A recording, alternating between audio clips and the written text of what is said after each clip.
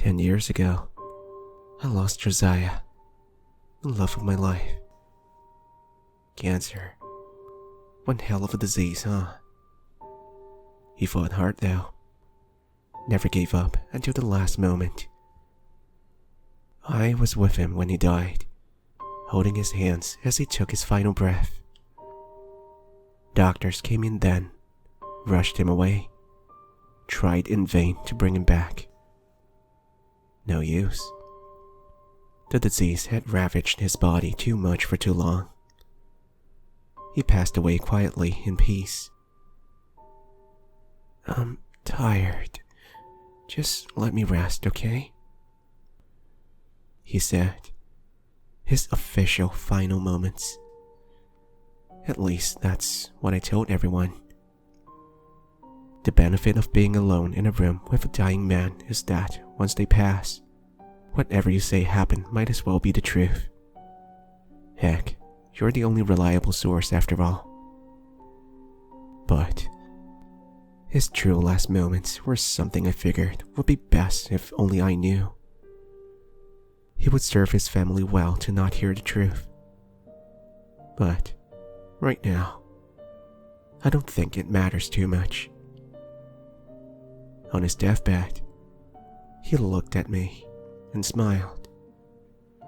I think he knew it was time. But that smile quickly faded and was replaced by an expression of fear, which I have never seen before. Something primal. A face that conveyed complete understanding, yet terrifying confusion. In that moment, he spoke his last. It hates. And then, he died. After his death, I tried to move on, forget about the past, remembering Josiah for who he was, for the great times we had, the laughter, the joy. But I couldn't forget that face, forget those words. He saw something then, I think. Maybe a glimpse of something that comes after. A brief look at what awaited him on the other side. And it terrified him. From that moment on, I disguised my feelings to my friends and family. I was coping well. I had moved on, come to terms with his death. In truth, though, I never did. That face, that look of pure, unadulterated terror, it stuck with me. For the next 5 years, though, I endeavored to find out what Josiah saw. I think it must have been out of grief. I wanted to assure myself he was alright, that he was at peace. Perhaps it was hallucinations, I thought. I wish I just kept thinking like that. I met with others like me. People who lost someone. People who witnessed their loved ones die. And they all had similar stories like mine. A brief moment of peace before fear sets in. They all had their theories. Hallucinations caused by dying neurons. A vision of hell. The primal fear of death resurfacing at the last moment. They all thought different things. But we couldn't confirm any of these theories ourselves. I mean, we were alive after all.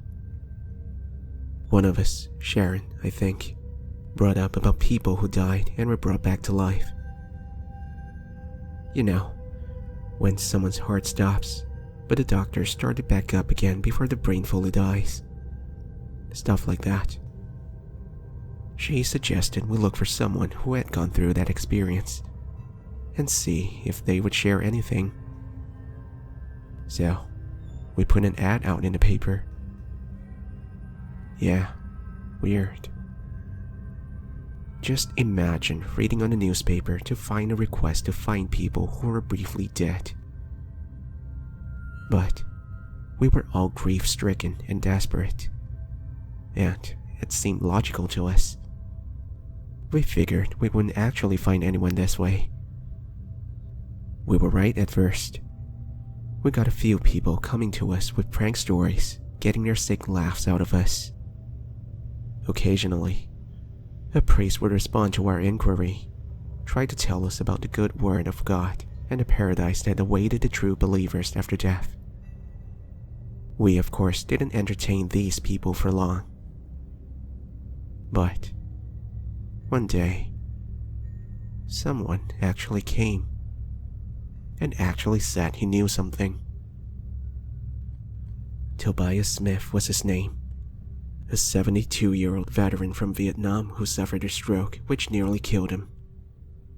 Doctors said he was legally dead for about 3 minutes before they brought him back. He called us one night, stating that he had a near-death experience he'd like to share.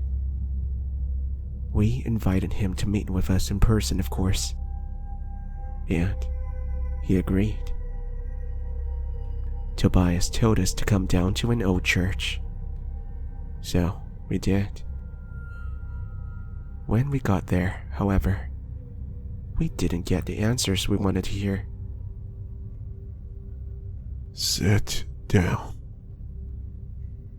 Tobias barked, and we did, eagerly awaiting for the first account of death, for our curiosity to be satiated, for the fear of what happened to our loved ones to be put at ease. "Look, it's not worth looking for." And with that, he started to walk away. We all tried to convince him to say more, and he did oblige, albeit with something we already knew. "It hates." He never contacted us again after that, and we could never get a hold of him. 1 week later, he was found dead. He hung himself. Our resolve was crushed at this point. Seemed the only way to find what we were looking for was to die. In fact, that's what I said, verbatim, the next time we all met up. And you want to know what? We all agreed. We'd have to die to find the answers we wanted. So, I volunteered. Our plan was straightforward, simple. Using electrical impulses, my heart would be stopped, then restarted after 3 minutes. One of the people in the group, Clarence, was a medical student, so he will be in charge of all that. Everyone else would watch and wait. Not long after, the day of our experiment came, and here I was, strapped onto a table, electrodes on my chest, ready and willing to pass on. I wasn't scared. Maybe I would get to see Josiah again, I thought, or at least a glimpse of where he was. Buttons were pressed, devices turned on. Before I could say a word, I closed my eyes, and I was gone. It's peaceful for a few moments, like floating in nothingness. At that moment, I was feeling the most serene feeling I had felt my entire life. I wanted nothing more than to stay like this forever, at peace in the void. And then, I opened my eyes. Imagine you were standing at a window with the curtain closed, and you opened them. Imagine looking out that window and saw a sight so utterly terrifying that your greatest desire in life became to close the curtains, gouge out your eyes, and never see anything ever again. That's kind of like how I felt. But there's no way I could describe it easily in text. The feeling is more than that. It's something deep inside the mind. Something I don't think people were meant to experience. I opened my eyes to a maelstrom of chaos. I was pulled apart by winds made of glass shards, then put back together with my blood replaced by acid.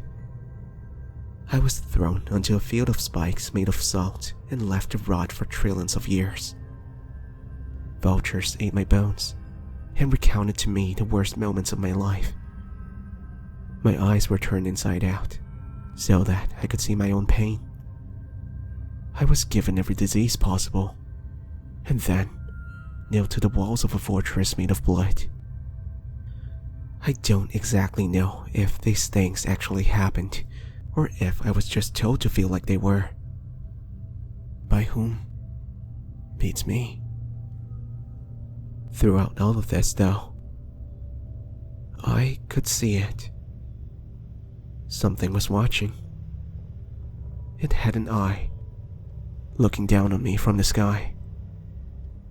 I don't know if it had anything else, any body parts. I think it was just the eye. It felt, and I felt that feeling. Its presence alone imposed its feeling onto me. In that moment, I think I was one with it. And it hates. I woke up in a hospital bed, and according to Clarence, when they brought me back, I lunged for the nearest sharp object and tried to stab out my eyes. I remember doing that, but I remember that I thought it was a dream. Of course, the group asked me what I saw, what I felt, if I met any of the ones we loved. But I didn't want to tell them. It would break their hearts to know. I had no answer for them. We already knew what the truth was. I laughed, and I told them the answer we had from the very start.